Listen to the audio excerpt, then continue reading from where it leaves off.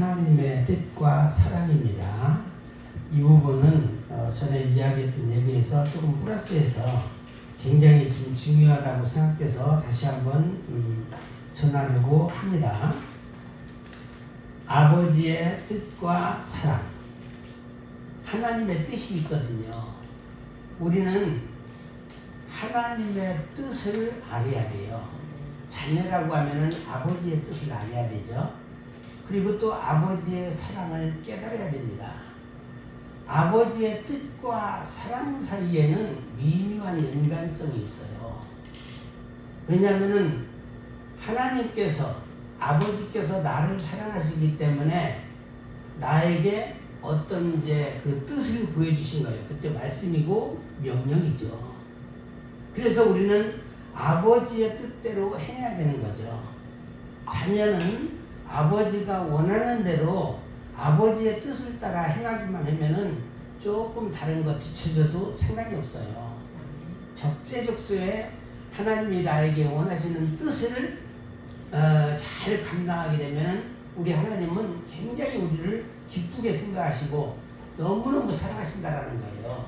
그래서 아버지의 뜻과 사랑 사이에는 미묘한 연관성이 있습니다. 제가 새벽에 한 3시도 안 돼서 일어났었는데 이따가 교회 가서 기도를 하다가 갑자기 밖에 나가고 싶더라고요. 그래서 밖에 돌아다니면서 기도를 했어요. 새벽이니까. 그런데 갑자기 제 가운데서 하나님의 말씀이 임하는데 연약한 사람은 어떻게 해야 됩니까? 우리같이 연약한 사람은 어떻게 해야 됩니까? 그래서 한글로 가기 전까지 계속 그 말만 나오더라고요. 우리같이 연약한 사람들은 주여 어떻게 해야 하오리까? 이것을 계속 생각해 봤어요. 그러니까 답이 바로 나와요. 아버지의 뜻대로 행하면 된다라는 거죠. 뭐 길게 생각할 필요가 없더라고요. 그래서 왜냐하면 우리는 뭔가 또 획기적인 일을 해야 진짜 뭔가 일한 것 같고 이런 생각이 또 들어갈 때가 있거든요. 그냥 아무것도 아닌 것에 갑자기 멘탈이 나와가지고 힘들다 이렇게 또 할 때도 있어요. 이런 상황에서 연약한 우리가 해야 될 건 뭐죠? 아버지의 뜻대로 순종하기만 하면 되는 거예요. 뭐 행함 이런 것보다도 순종하기만 하면 되는 거예요. 그래서 하늘에 계신 내 아버지의 뜻대로 행하는 자라야 하지 않겠습니까? 하늘에 계신 내 아버지의 뜻인 거예요. 아버지는 또 영의 아버지죠. 우리가 눈에 보이는 아버지가 아니고 이게 마태복음 7장 21절 말씀이에요. 왜 교회마다 이런 설교를 별로 하지 않을까? 이것을 생각한 겁니다. 아버지의 뜻에 대한 설교를 별로 안 하는 거예요. 아버지의 뜻이 무엇인지 그냥 교회에서 순종해야 된다, 행동해야 된다, 뭐 행함으로 보여준다는 얘기 하더라도 아버지의 뜻에 대한 얘기를 해야 되거든요. 괜히 목사님의 뜻을 말하는 것도 아니고 또 누구 장로님의 말을 하는 것도 아니고 우리는 하나님 아버지의 뜻이 굉장히 중요한 거예요. 그래서 과연 아버지의 뜻과 행하는 것 사이에는 무엇이 우선일까? 아버지의 뜻이 우선일까요? 행하는 것이 우선일까요? 이것은 뭐 말할 필요도 없죠. 아버지의 뜻이죠. 열심히 행동했는데 아버지의 뜻과 거리가 멀면은 아무 소용이 없는 겁니다. 그래서 다시 한번 제가 말씀드립니다. 존 메가더 목사님은 이런 설교를 매번 했다고 해요. 왜냐하면은 찔림의 설교를 좀 많이 했어요. 찔리는 설교를. 또 메가더 장군 역시 인천 상륙작전을 앞두고 그리고 그가 연전연승하면서도 늘 기도를 했다고 해요. 그 못지않게 우리 다윗왕 같은 경우도 얼마나 기도를 했습니까? 진짜 기도를 많이 했어요. 우리가 생각하는 이런 기도가 아니에요. 물론 기도를 3시간, 4시간, 5시간을 말하는 게 아닙니다. 하나님께서 30분만 기도하라고 해도 마침 그 시간에 맞춰서 기도하게 되면은 이거는 10시간 기도한 것보다 나은 효과가 있는 거예요. 무슨 말인지 아시겠죠? 그래서 이제 이게 굉장히 중요한데 기도에도 능력 있는 기도가 있어요. 역사가 나타나는 기도가 있거든요. 그냥 뭐 내가 기도를 2시간, 3시간 한다, 그것만 사로잡혀서 기도하면 안 되고, 기도를 하는데 능력이 있고 역사가 따르는 사람이 있어요. 제가 알고 계신 목사님이 80대 노인인데 혼자 살고 있거든요. 여자 목사님이신데, 그분은 하나님께로부터 얼마나 복을 받았는지, 물질적으로는 뭐 현금도 제가 알기로는 7, 8억 정도 가지고 있고, 그리고 또 여러 가지 내체인가 이제 뭐를 이제 기도원도 있고 뭐도 있고 해가지고 한 2, 30억 정도 되는 것 같아요. 그런데 그분은 얼마나 바쁜지 잠잘 시간도 없을 정도래요. 낮에는 공주에도 있고 천안에도 있고 안양에도 있고 기도원들이 많고 집도 있고 그래요. 왔다 갔다 바쁘고 하면은 기도해야 되고, 그러다 보니까 잠잘 시간이 없대요. 별로. 한 3시간 4시간 그 나이에도. 그러다 보니까 아주 능력 있는 기도, 응답 있는 그런 기도를 하시는 것 같아요. 그래서 물건의 복이 따라요. 그냥 내가 취하려고 해서 한 게 아니라 그냥 하나님의 능력의 어떤 삶 자체가 능력의 삶이에요. 그러니까 물건의 복도 다른 사람들이 생각하지 않는 그런 역사가 나타나고 그런 복이 있어요. 그래서 교회에는 주여 주여 하는 자들 천지자라는 거죠. 진짜 기도를 많이 했다고 생각하는 사람들, 이런 사람들은 어떤 모순이 있는가 하면은 세상을 자기가 끌고 가려고 해요. 왜냐하면은 내가 세상을 변화시킵니다. 그래서 막 그냥 빡세게 기도하는 거예요.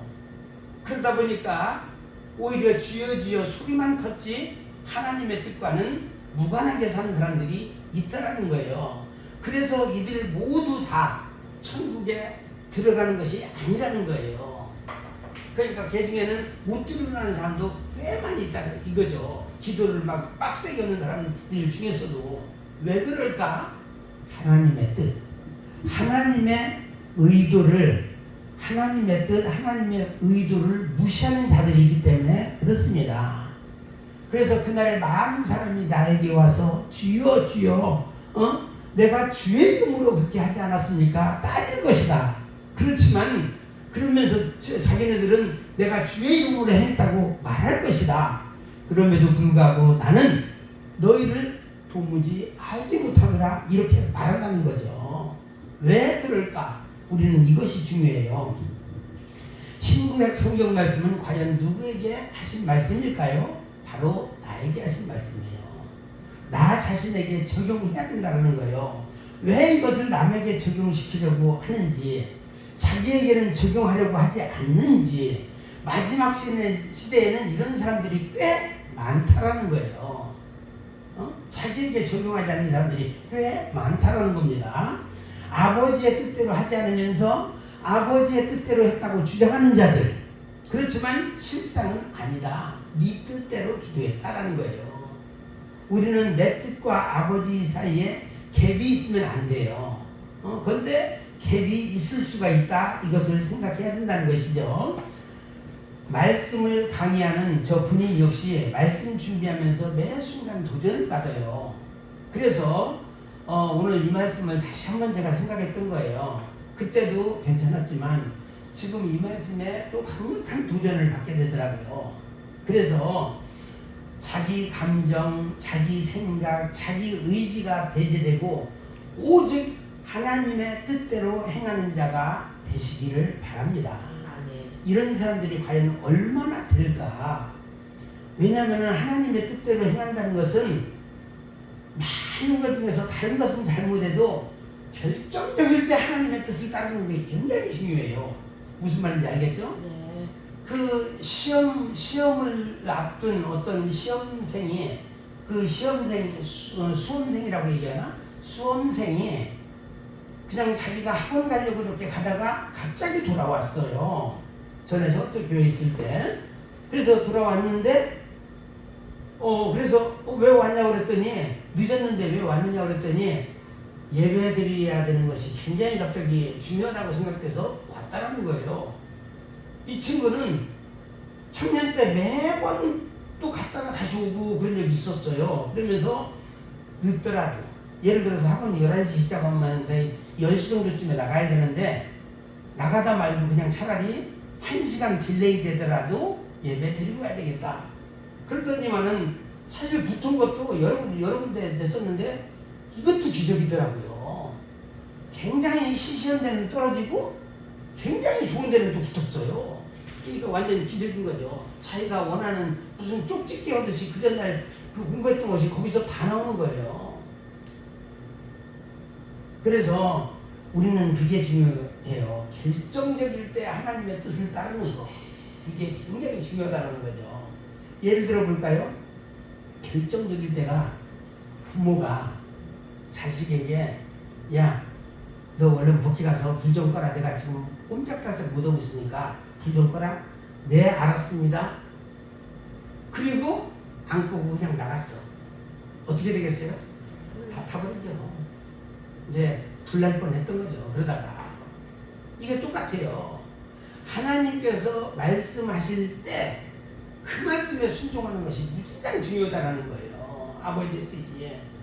다 저녁 때 되고 나서 불 끄야지 이런 기도를 하고 있다는 거예요. 아버지의 뜻과는 무관하게. 그래서 우리는 하나님께서 명령하신 것이 무엇인지, 아버지의 뜻, 아버지의 의도가 무엇인지 우리는 그것을 굉장히 중요하게 받아들여야 됩니다. 그래서 세상에는 온통 뭐예요? 자기뿐이에요. 자기. 마누라도 또 자기. 전부 다 자기뿐이라는 거예요. 자기 기준으로 모든 것을 판단하고 또 하나님 섬기는 것도 그렇다는 거예요. 이건 안 될 일이죠. 그럼 어떻게 해야 하나님의 뜻대로 행하는 것일까요? 간단합니다. 감정으로 하지 말고 말씀으로 해결하시기를 바랍니다. 그런데 결정적일 때 방해꾼이 누굴까요? 자기입니다. 자기. 하나님의 버리지 못할 때는 이거 하나님께서 이거 버려라, 내려놓아라 할 때는 꼭 생각할 때 내 생각에는 이건 아닌 것 같고 자기 뜻이 포함이 된다는 거예요. 자기 뜻이 개입이 된다는 거예요. 자기 생각, 자기 감정이 개입이 된다는 겁니다. 하나님의 말씀이 내 속에 들어오면은 혼탁한 물들은 나갈 수밖에 없어요. 혼탁한 물이 뭐예요? 세상 교훈이에요. 그래서 깨끗한 물로 바뀌는 겁니다. 정화되는 겁니다. 우리가 그런 정화 작업을 해야 돼요. 나 자신이. 이게 정화 작업이 안 되면 매 순간 생각이 바뀌어요. 하나님의 뜻이 여기로 뒀다가 저기로 갔다가 왔다 갔다 한다는 겁니다. 우리의 피는 온통 무슨 피예요? 오염된 피야. 오염된 피. 이 피를 어떻게 처리해야 될까?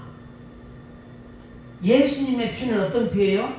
깨끗한 피고 거룩한 피입니다. 그 거룩한 피가 우리 속에 들어와야 우리의 오염된 피가 빠져나가는 겁니다. 우리의 죄 문제 역시 반드시 짚고 넘어가야 돼요. 해결받아야 됩니다. 죄 문제. 그래서 죄 하면 갑자기 무거워지는 생각 이것도 없애야 돼요. 죄? 뭐 내가 죄 있나? 무슨 행동으로 지은 것을 생각하면 안 된다라는 거예요. 제가 말씀드리는 것은 하나님에 의해서 내가 벗어나지만 않았으면 죄 지은 게 아니야. 그런데 죄 하면은 오늘 아침에 누구한테 승질냈는데 이걸 죄로 생각하면 안 된다라는 거예요. 그래서 하나님과 나와의 관계가 일직선으로 딱 서 있으면은 우리는 의 가운데 있는 거예요. 그런데 너 죄 지었냐? 라고 하면은 꼭 자기 생각으로 내가 생각하는 그 죄를 생각한다라는 거죠. 이게 아니라는 겁니다. 그래서 피 없이는 죄사함이 없다. 히브리서 9장 22절 피 흘림이 없이는 사함이 없다 말씀 들어봤죠? 예수님의 피가 우리 속에 들어와야 더러운 피가 빠져나가는 겁니다. 예수의 피가 들어와야 돼요. 그래서 말씀 속에는 물과 같은 말씀도 있고 피와 같은 말씀도 있어요. 피와 같은 말씀 우리 속죄하고 연결된 말씀이죠. 그래서 우리와 같이 연약한 자들은 어떻게 해야 됩니까? 제가 기도했다고 그랬잖아요. 힘을 합쳐야 돼요. 우리 연약한 자들은 힘을 합쳐서 주님께 나아가야 됩니다. 그런데 하나님 앞에 잘 나가다가도 우리는 어떻게 돼요? 갑자기 3000% 빠지는 게 있어요. 이게 안 될 일이죠. 멘탈이 갑자기 붕괴될 수도 있습니다. 먼저 내 문제를 해결해야 돼요. 내 속에 아주 말씀과 성경으로 충만해야 돼요. 그래서 내 문제가 완전히 이제 하나님 앞에 바로 서야 됩니다. 물 같은 말씀, 피와 같은 말씀을 잘 받아들여야 된다는 거죠. 어떻게 해야 이런 말씀을 잘 받아들일까? 내 것을 버려야 됩니다. 아까 내 교훈, 그리고 내 생각, 내 의지, 이 더러운 것들을 다 버려야 돼요. 버려야 됩니다. 그러면은 버리지 못하는 것은 무엇 때문일까? 무엇 때문에 버리지 못할까? 세상에 보면은 우리 교회 안에도 버리지 못하는 자들을 향해서 어떻게 해야 돼요? 주의 정도는 찔러야 돼요. 찔러야. 우리 이제 군대를 여기 계신 분들은 한 번도 안 가셨기 때문에 그렇지만 총검을 찌를 때 찔러 길게 찔러 이런 것도 있거든요. 경우에 따라서 우리의 아주 간단한 이런 마음들이 찔르기도 하고 길게 깊이 찔러지기도 해야 돼요. 그래야 우리 마음이 바스라집니다. 이게 그래서 버릴 수가 있는 거예요. 이제 지난주번에 한번 얘기했는데 시몬 이야기를 합니다. 할례 받기 위해서 아기 예수가 난지 8일 만에 할례 받기 위해서 예루살렘에 올라갔다고 했잖아요. 성전에 시몬을 만났는데 시몬이 얼마나 기뻐했는지 내가 그리스도를 보기 전에는 죽지 아니하리라. 하나님께서 주신 말씀이에요. 그 말씀이. 그런데 그 아기 예수가 자기에게 오니까 얼마나 기뻤는지. 그래서 주여 내 눈이 주의 영광을 보나이다. 주의 구원을 보나이다. 감격을 했던 거예요. 얼마나 기뻤겠습니까? 죽기 전에 그 구원 되신 아기 예수를 봤으니까. 물론 지금은 조그마하지만은 나중에 엄청난 존재가 되잖아요. 과거와 미래의 후세지가 되실 분을 자기가 지금 안고 있으니까 얼마나 감개무리 하겠습니까? 그러면서 하는 얘기가 이 아이는 비방을 받는 표적이 되기 위해서 세움을 받았다. 많은 사람들에게 우리 역시 주의 일을 하다 보면은 비방을 받을 수도 있어요. 그런 받을 각오를 하고 나가야 돼. 그것이 무서워서 그냥 할 말을 못하거나 하나님의 메시지를 전달을 못하거나 해서는 안 된다는 것이죠. 그러면서 누가복음 2장 34, 35절 말씀에 뭐라고 말했어요? 이 아기 예수가 이 땅에 오신 본질적인 뜻은 뭐라고요? 칼로 각 사람의 마음을 찌르기 위함이다. 그래서 예수님의 말씀이 이 바리새인들, 사두개인들은 막 찔러버렸잖아요. 죽거나 말거나 실험받거나 말거나 그냥 찔러버리는 거예요. 그 중에서 돌아온 사람도 있잖아. 니고데모 같은 사람도 돌아왔잖아요. 오늘날 교회가 목회자가 성도들을 찌르는 말씀을 전해야 된다. 물론 그 찌르는 것은 인격적으로 찌르면 안 되고 말씀으로 찌려야 돼요. 하나님의 영으로 찔려야 되는 겁니다. 그래서 덮어주는 말씀, 좋은 말씀, 그럴듯한 말씀들만 전한다는 거예요. 소위 사람들이 비율을 맞추는 설교를 많이 하고 있다는 거예요. 지금 현재 제자교회를 얘기하는 게 아니고 이제 여러분 한 사람 한 사람이 차후에 어디 나갔을 때 이렇게 하시라는 거예요. 이제 앞으로 미래에 남을 그냥 이게 아니다 싶으면 그냥 찌르는 거예요. 시험 들을 수도 있어. 그러니까 목사님들이 뭔 얘기해요? 아유, 목사님 찌르면 성도들이 다 떠나요. 떠나도 할 수 없어요. 떠나도. 오히려 안 찌르는 교회는 영적으로 죽은 교회다라고 말씀하고 있는 겁니다. 그래서 하나님의 뜻과 거리를 둔 이런 메시지가 선포되어서는 아니 된다라는 겁니다. 또 말씀과 성령의 행하심에 대해서 보겠습니다. 하나님의 뜻대로 행하는 자라야 천국에 들어가리라. 이 말씀을 다시 한번 짚어봅니다. 그래서 사람의 뜻대로 사역하는 자가 있고 하나님의 뜻대로 사역하는 자가 있고 이 세상에는 둘로 나뉜다는 겁니다. 교회 부흥을 위해서는 하나님의 뜻보다는 사람의 뜻이 우선인 자들이 많습니다. 오늘날 주의 종들은 어떤 선택을 할까요? 우리는 말씀과 성령으로 온 몸, 머리부터 발끝까지 나 자신을 정복해야 됩니다. 내가 나를 정복하지 않았으면은 이 말씀을 강하게 선포할 수가 없어요. 일단 내가 나를 정복해야 된다는 겁니다. 말씀과 성령을 내가 끌고 가는 자들, 이들은 대부분 주여 부르짖는 자들이에요. 왜냐하면 말씀과 성령을 저에게 주시옵소서, 능력 주시옵소서, 막 이게 능력 따지는 사람치고 좀 문제가 있는 경우가 많습니다. 선지자 노릇해도 소용없고, 귀신을 쫓아내도 소용없고, 권능을 행하고 사역을 했어도 아무 소용이 없다라는 거예요. 하나님 나라 했을 때에는 사람도 병 고치고 능력을 행한다. 오히려 하나님 위치까지 오르려고 엿보려고 했던 존재가 바로 사단이다라는 거예요. 그러니까 자기가 말은 하나님 하고 있지만 사실 그게 사단인 경우가 있어요. 바알인 경우가 있다라는 것이죠. 그래서 내가 너희를 도무지 알지 못하노라. 이것은 단순히 알지 못한다는 게 아니에요. 예수님 앞에 딱 섰는데 예수님이 얘는 모르는 자 외면해버리면은 그때 우리는 충격이죠. 충격입니다.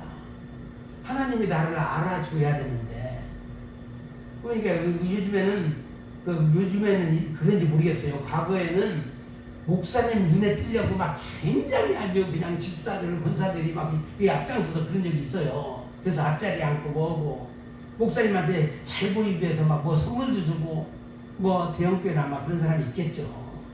그런데 우리는 궁극적으로 하나님의 뜻에 모든 것을 올인해야 된다는 거죠. 그래서 하나님의 뜻과 맞지 않는 행동을 하게 되면은 이것이 무서운 거예요. 하나님께서 딱 보다 얘 모르는 사람이네 라고 이제 외면했을 때 얼마나 무서워요. 이게 단순한 알지 못함이 아니라는 거예요. 슬피우며 일감이 있을 정도가 된다는 거죠. 얼마나 하나님이 진노하셨길래. 하나님께서 이런 자들에게는 철저히 진노하십니다. 왜냐하면 우리에게는 한없는 사랑을 베푸시지만 하나님의 뜻과 어그러진 길로 간 사람에 대해서는 철저히 진노하신다는 거예요. 이제 그것에 대한 내용도 또 나옵니다. 불법과 사랑에 대해서 말씀드립니다. 불법을 행했다는 것은 하나님은 뭐라고 그랬어요? 사랑이시라 그랬잖아요. 사랑의 법에서 떠난 것이 다 불법이라는 거예요. 다시 말해서 자기 중심의 생각이 다 불법이라는 거예요. 자기 중심으로 하나님을 판단하게 되면은 하나님 보실 때 얼마나 답답해 하시겠어요. 너는 어떻게 사이코냐? 내가 분명히 이런 얘기하면 말귀를 알아들었어야 되는데 말귀를 못 알아들으니까, 그리고 나름대로 열심을 내겠다고 하니까 우리 하나님 보실 때는 얼마나 답답하시겠느냐 이 말이에요. 구약시대의 법은 뭐죠? 하나님께서 직접 내려주신 율법이에요. 그런데 보세요. 율법 속에도 사랑이 들어가 있어요. 사랑이. 그리고 신약시대의 법은 뭐예요? 그냥 사랑의 법이에요.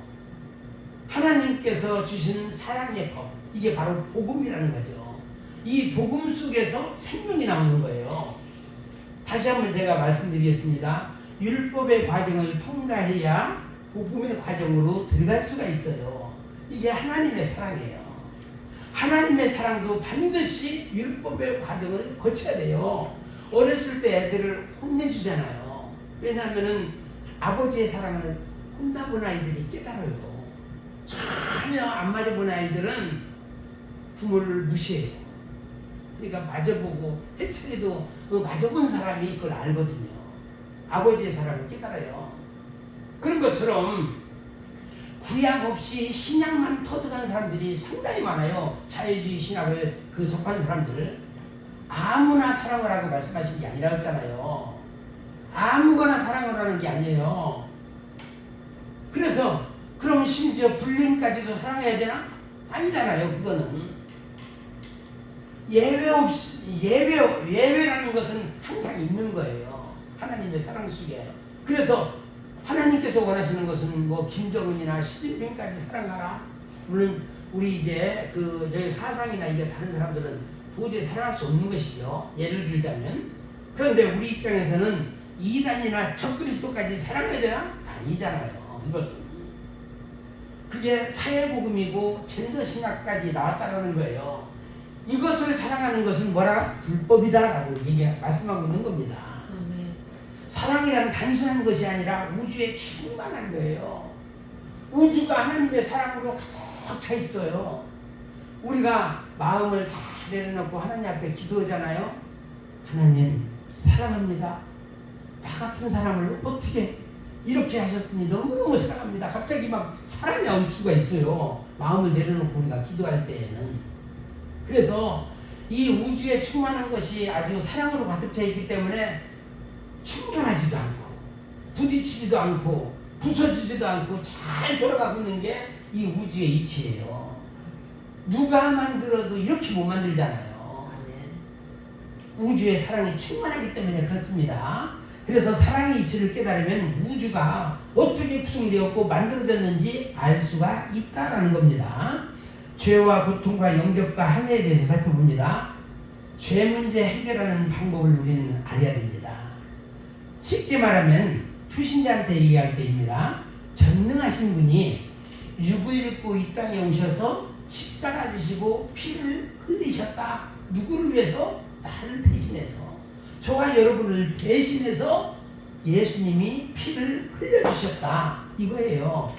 이것을 믿으면 죄사함 받는다. 구원받는다라는 것이 죄 문제 해결 방법이에요. 굉장히 쉽거든요. 영접하기만 하면 돼. 우리는 예수님의 영이 인도하는 대로 살아가야 됩니다. 성령의 인도하신 따라 우리는 살아가야 돼요. 그래서 영접하는 사람들이 살아가는 방법이 바로 이거예요. 그리스도를 영접하는 사람들이 살아가는 방법. 좀 전에 얘기한 대로 그 예수 그리스도를 믿으면 구원받는 거예요. 영접하면 구원받는 겁니다. 그런데 여기서 영접이라고 하는 단어가 나옵니다. 이 영접, 이것에 대한 깊이를 생각해 보셨나요? 영접, 어떻게 보면 쉬운 거야. 그렇지만 단순한 것은 아니라는 겁니다.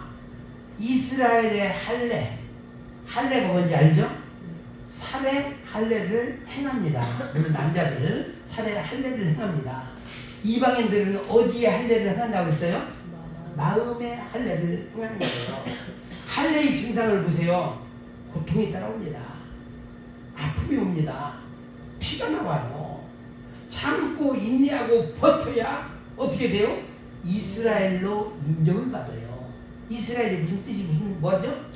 이긴 자로 인정을 받는다는 거예요. 이것을 잘 버텨야. 마찬가지로 마음의 할례 단순한 것이 아닙니다. 내 심령 속에, 내 가슴 속에, 내 마음 속에 그 임재하게끔 해야 돼요. 그래서 영접이라고 하는 단어 속에는 예수님의 십자가 사건, 피 흘림의 사건, 고통받는 사건을 기억하게끔 가르쳐줘야 됩니다. 단순한 영접이 아니라는 것이죠. 단순한 영접. 사실 제가 6학년 2학기 때 혼자 서울에 와 있었고 우리 아버님은 강원도에 있었거든요. 강원도 속초에. 그러다 보니까 혼자 사는데 굉장히 어려웠어요, 나름. 그런데 거의 이제 끝나갈 때쯤, 방학 때쯤 해가지고 아버님이 오신 거예요. 그러니까 갑자기 남영아 부르는데 얼마나 반가운지 그냥 보면서 아버님을 안고, 그때는 조그만 때니까 초등학교 6학년이잖아요. 안고 막 펑펑 울었어요. 영접이라는 것이 그렇게 감동이 되더라고요. 물론 이제 그 영접과 약간은 차이가 나지만 우리 영적인 아버지가 나에게 오셨다고 했을 때 그 영접하는 것이야. 그 영접하는 것이 얼마나 기뻐요. 감동이 되고 눈물이 나더라고요. 왜냐하면 이제까지 있었던 고통들이, 아픔들이 생각이 나는 거예요. 똑같아요. 예수 그리스도의 영접 속에는 십자가 사건, 피 흘림의 사건, 고통받는 사건, 이것은 아버지가 나를 위해서 이렇게 해주신 거예요. 이거를 생각할 때 우리가 당신이 쉽게 영접했습니다 라고 아무렇지 않게 말할 수가 있겠어요? 눈물이 나는 겁니다. 하나님의 임재와 하나님 예수님의 고통이 들어와야 되는 겁니다. 단순한 영접이 아니라는 겁니다. 그래서 고통의 영접이라고 얘기를 하죠. 고통 없이 영접하는 것이 아니에요. 요즘에 영접 어머니가 또 갑자기 생각나는데 신방을 가더라도 요즘에는 불편한 시대가 있더라고요. 과거에는 신방한다라고 하면 굉장히 좋아했거든요. 목사님이 신방하신다라고 하면은. 그런데 요즘에는 신방한다라고 서로 불편해요. 왜냐하면 프라이버시가 침해돼 가기 때문에 별로 원칙을 않더라고요. 신방, 대신방 어쩌고 이런 거 물론 이제 할 수도 있지만 저도 잘 안 해요. 별로 원치 않기 때문에. 그렇지만 우리가 그 영접과는 틀리지만 예수 그리스도를 영접하는 것은 무슨 영접이라고요? 피 흘림의 영접이에요. 피 흘림의 영접. 영접을 너무 쉽게 말하고 있잖아요. 오늘날 그것은 아니다. 고통 피 흘림의 영접을 생각하시라 이 말입니다. 영접과 할례는 유사하다. 할례를 생각해 보세요. 얼마나 고통스럽고 인내해야 할 일이겠습니까? 과거에 포경수술 받을 때 보통 어려운 게 아니었잖아요. 거의 죽음이었어요. 남자들 같은 경우에. 예수님이 당하신 아픔과 고통이 여러분 심령 속에 임해야 된다는 것이죠. 영접을 주변에 설명해 줄 때에도 그 고통과 피 흘림을 전해야 돼요. 예수님의 피 흘림. 그래서 간절하게 강력하게 전할 때 상대방도 하나님의 임재를 체험할 수가 있어요. 예수 그리스도의 임재를 경험할 수 있다는 것이죠. 그래서 피 흘림이 없이는 죄사함이 없다라는 말이 나온 겁니다. 이렇게 함으로써 생명의 피가 내 속에 들어온 순간 어떻게 돼요? 내 속에 있던 사망의 피가 없어지고 생명의 피로 바뀐다. 그러니까 피, 예수의 피가 우리 속에 들어와야 하는 겁니다.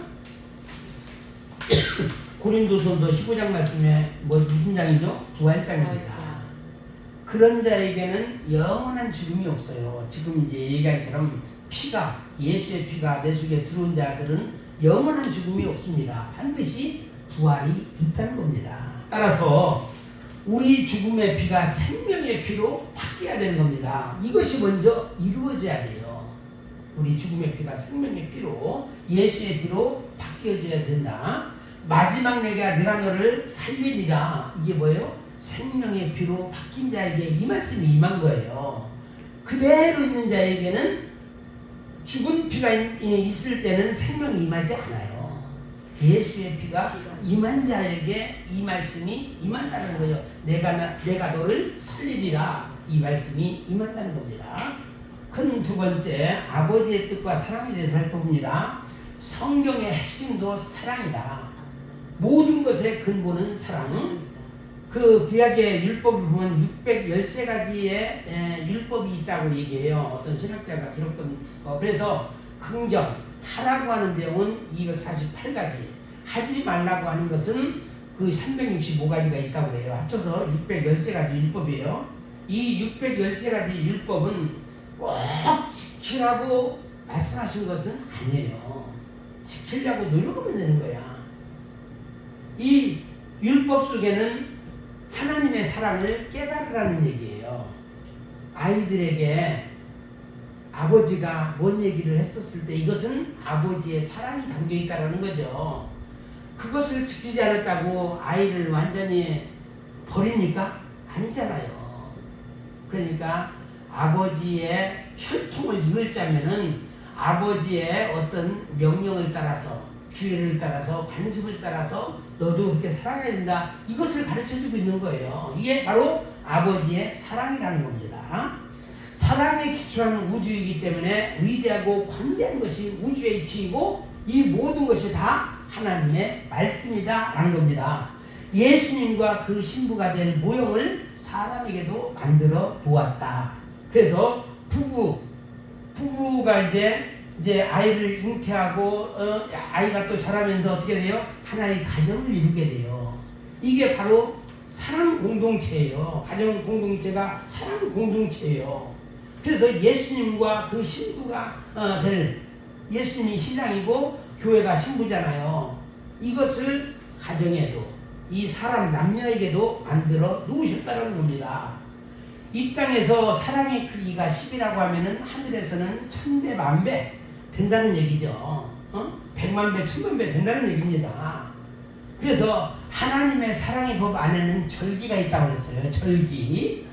절기 속에서는 가장 끄트머리 있는 절기가 무슨 절기예요? 바로 희년의 절기예요. 50년마다 한 번씩 찾아오는 절기가 희년의 절기예요. 바로 희년 하면 뭘 느껴야 돼요? 사랑의 절기예요. 모든 빚을 탕감해 주는 거예요. 만약에 내가 노예로 있다 하면 자유인이 되는 거예요. 그때는. 히브리인들한테는 이것이 적용이 됐어요. 자유인이 되는. 그게 바로 희년인 거예요. 제가 요건 또 중요하기 때문에 다시 한번 말씀드립니다.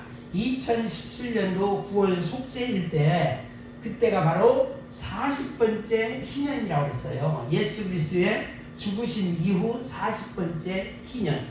그리고 출애굽 후에 70번째 희년이라고 했고 인간 창조 후 몇 번째라고 했죠? 120번째 희년이라고 했어요. 그래서 창세기 6장 3절에 보니까 그들이 육체가 됨이라. 그런데 그들의 날은 120년이 되리라 그랬어요. 그래서 더 이상 육체가 되기 때문에 120년으로 끊어버린 거예요. 마찬가지로 120번째 희년이라고 하면 어떻게 됐어요? 지금 주님 재림의 때가 가까이 왔다는 것을 방증하고 있는 거예요.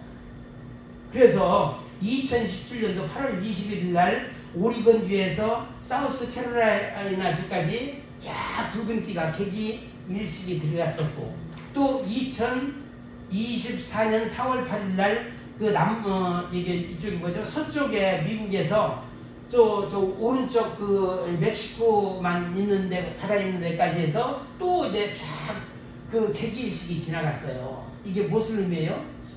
X자가 이제 끝났다는 거죠. 이게 샬롬이 있는 지역. 첫 번째 7년은 창세기에 나와 있는 풍년기간 샬롬 7살롬이 있었다고 했잖아요. 그래서 이것을 징조적으로 알려주었던 것이고 이 객기 일식은 이방인들에게 보여주는 거예요. 객기 월식은 유대인들에게 보여주는 것이고 그리고 또 한 번 이렇게 쳤을 때 거기에는 노아라고 하는 마을도 있고 아크라고 하는 마을도 있어요. 방주라는 뜻이거든요. 니느웨라는 이제 마을도 있고 여러 가지. 니느웨면 끝났다는 얘기잖아요. 이제 이런 것들이 하나님께서 하나의 징조로 보여주신 거예요. 아주 놀라운 일이죠. 그래서 우리는 이 시대적인 징조를 읽을 줄 알아야 됩니다.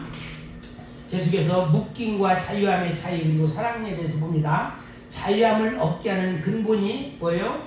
내 속에서 임하고 부부간에도 임하고 심지어 교회 안에서도 우리는 매이면 안 돼요. 사랑이라 해야 돼요. 내가 나를 사랑해야 되죠. 부부간에도 서로 사랑을 해야 돼요. 교회 안에서도 서로 간에 사랑이 있어야 돼요. 매이면 안 된다라는 겁니다. 자유함이 있어 매임이 없는 것이 부부간의 사랑이고 영적으로 하나됨이에요. 이것은 예수님과 나와의 하나됨이에요. 죄가 있으면 어떻게 돼요? 멀리하려고 그러잖아요.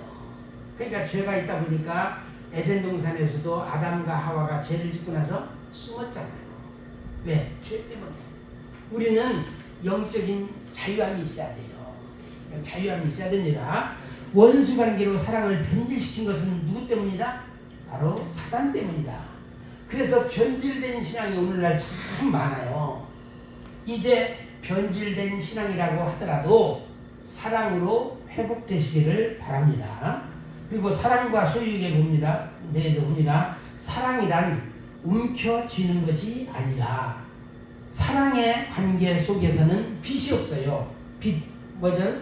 머리빚이 아니고 뭔지 알죠? 빚이 없습니다. 사랑의 관계 속에서는 사랑에는 내 것 네 것이 없어요. 소유욕이 없다는 거예요.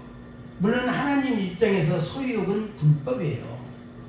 소유하려고 하는 욕심은 불법이라는 거죠. 왜냐하면 세상의 모든 것이 하나님의 것인데 내가 움켜쥐려고 하니까 이게 불법이라는 거예요. 세상에서 소유욕이 강력한 자가 성경에는 누가 있다고 그랬죠? 가인이 있다고 그랬어요. 가인의 뜻은 뭐라고요? 소유하다, 득남하다 그런 뜻이 있다고 그랬어요. 그러니까 소유욕이 강하다 보니까 애를 낳아도 누구를 낳았어요? 에녹을 낳았어요. 에녹. 응? 애 새끼를 낳아도 에녹을 낳은 거예요. 에녹이 뭐냐면 몰입하다. 여기서 이 뭐죠? 이 세상에 소유욕이 있는 사람들이 그 몰입하는 것이 뭐겠어요?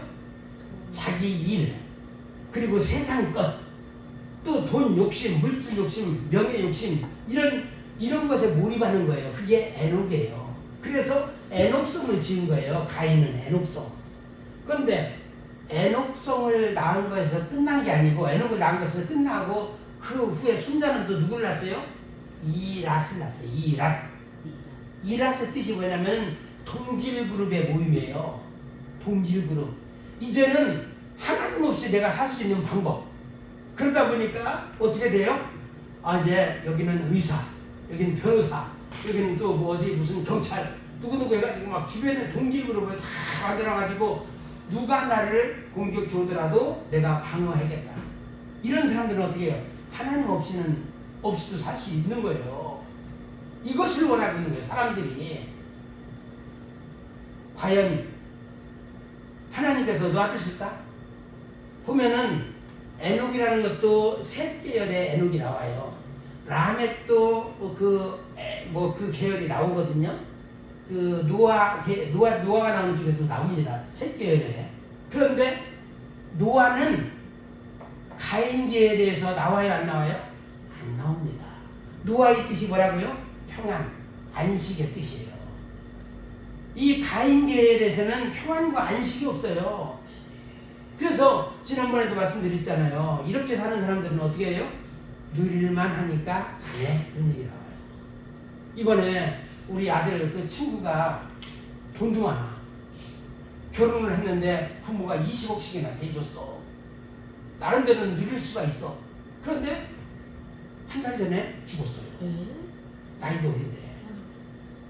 그러니까 나이를 많이 살았으면 또 모를까. 나이도 얼마 됐다는만 누릴만 하잖아요. 하나님 없이 사는 세상은 언제 무슨 일을 당할지 모른다는 거예요. 우리는 이걸 명심해야 됩니다. 그래서 세상에서 소유욕이 강력한 자, 가인이죠. 내 소유가 없는 사람이 돼야 됩니다. 특별히 목회자는 내 교회도 없어요. 하나님의 교회만 있을 뿐이에요. 그래서 하나님께서 너 내려와라 그럼 내려올 각오가 더 있어야 돼요. 실상 세상의 모든 것이 하나님의 것이기 때문에 그렇습니다. 두 번째, 그렇다면 우리가 사는 집을 어떻게 지어야 될까요? 눈에 보이는 소유물이 아니고 믿음의 집을 지으시기 바랍니다. 우리 가정도 그렇고 또 이제 교회도 그렇고 또 나름대로 우리의 기업도 그렇고 믿음의 집을 지으시기 바랍니다. 누구든지 나의 이 말을 듣고 행하는 자는 반석 위에 집을 지은 지혜로운 사람 같다고 했잖아요. 반석 위에 집을 짓는 사람. 그래서 이런 사람들은 비가 오고 창수가 나도 무너지지 않습니다. 끄떡 안 해요. 여러분들이 바로 이런 반석 위에 집을 지었을 때는 누가 여러분을 건드려도 무너지지 않는다라는 거예요. 멘탈이 나갈 일이 없다라는 거예요. 잠깐 주춤할 수는 있지만 바로 일어선다라는 거예요. 그래서 오뚜기와 같이 우리는 일어서는 신앙이 됩니다. 넘어지지 말라는 얘기 아니야. 넘어질 수도 있어요. 우리 인간이기 때문에 넘어졌다가 바짝 일어나는 거예요. 바로 이런 사람이 되시기를 바랍니다.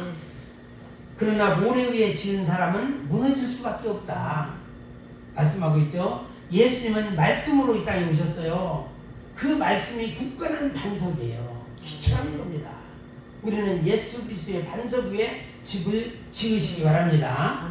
그래서 말씀 위에 철근 콘크리트를 깔고 그리고 콘크리트를 치고 집을 지을 때 흔들리지도 않고 부서지지도 않는다는 거예요. 이런 집, 눈에 보이는 집이 아니고 보여지지 않는 집을 말하고 있는 겁니다.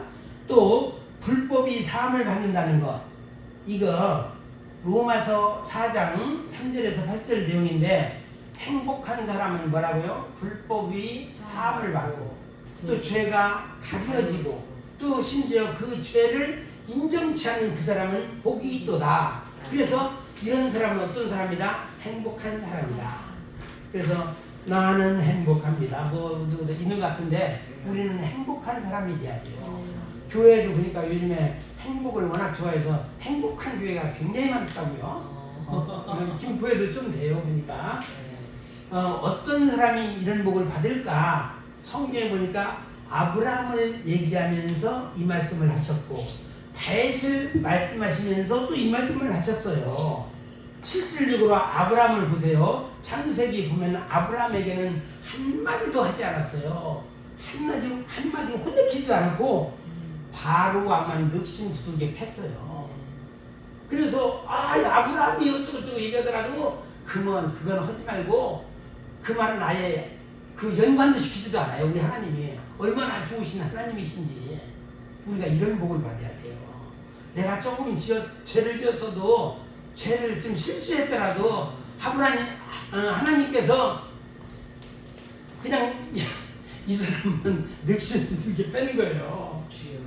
이게 얼마나 행복한 사람이에요.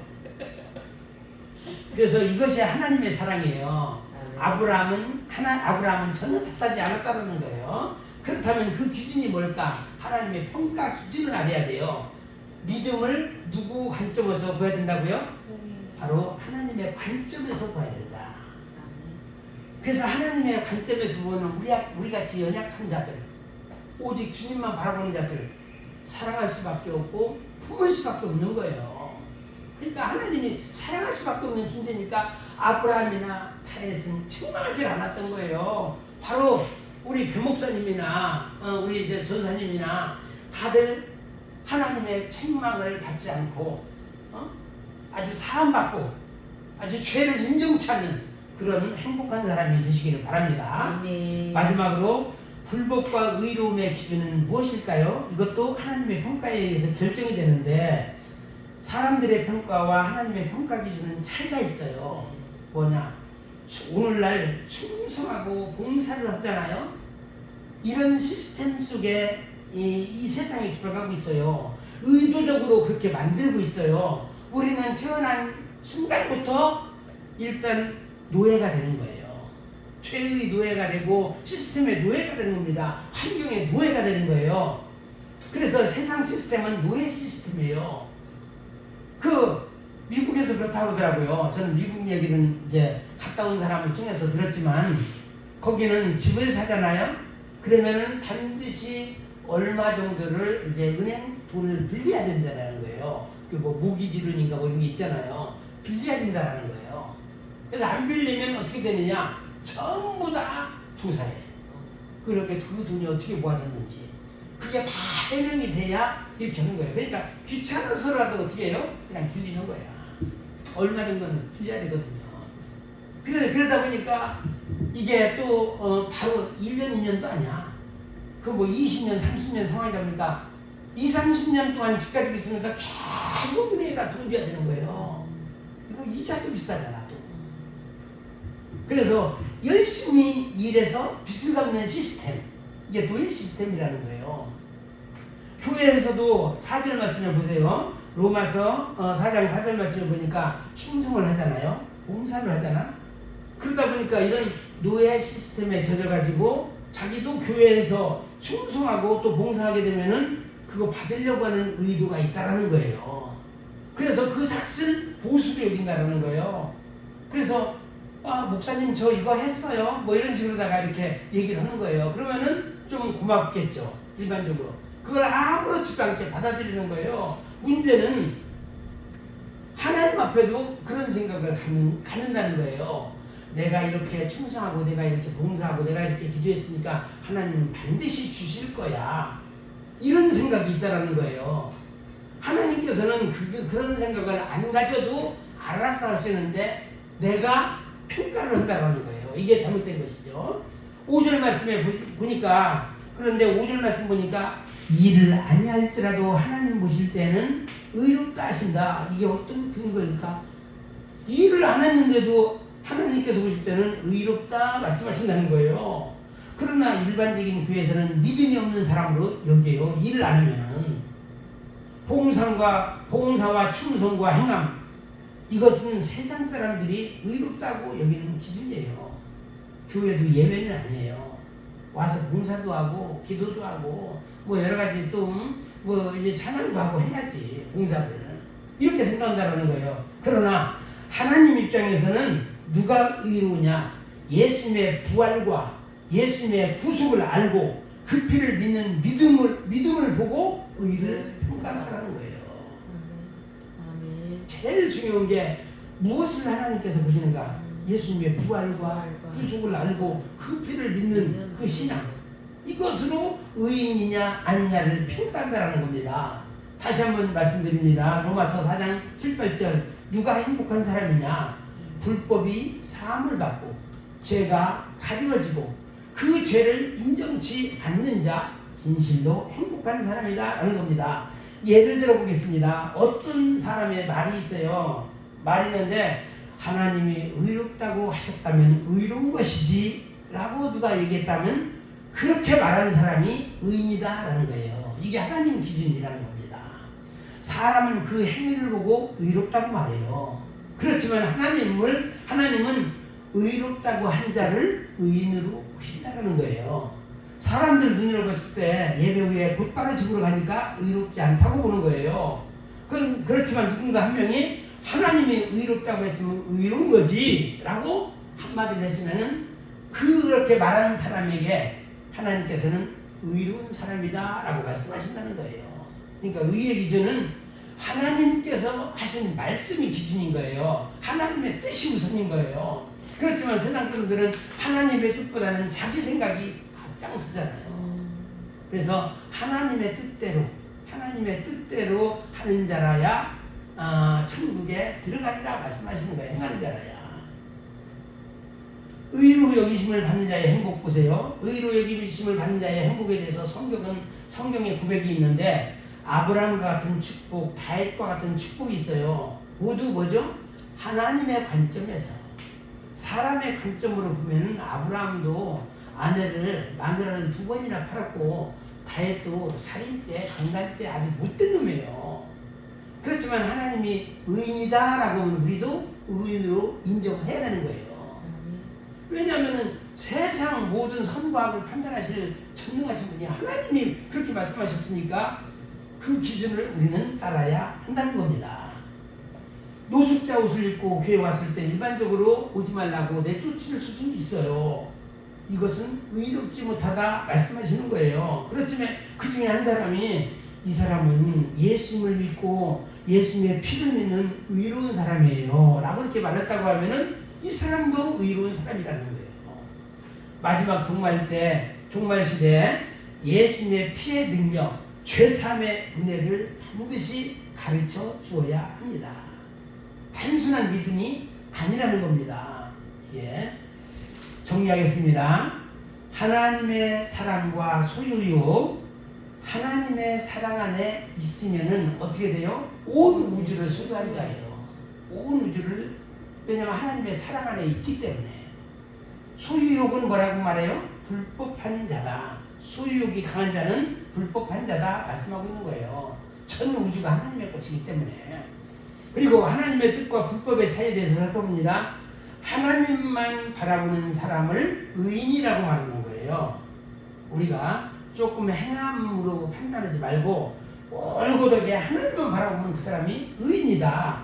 또 하나님을 위해서 열심을 내면은 이게 그 열심 속에는 자기 열심이 들어가 있는 자를 말하는 거예요. 이게 불이다, 불법이다라는 것입니다. 그래서 정리하면은 내 주도냐 하나님 주도냐에 따라서 불법한 자가 될 수도 있고 의로운 자가 될 수도 있다. 이렇게 갈린다는 겁니다. 부디 하나님의 사랑을 받고 하나님의 인정을 받아 행복한 사람이 되시기를 바랍니다. 기도하겠습니다. 마치겠습니다.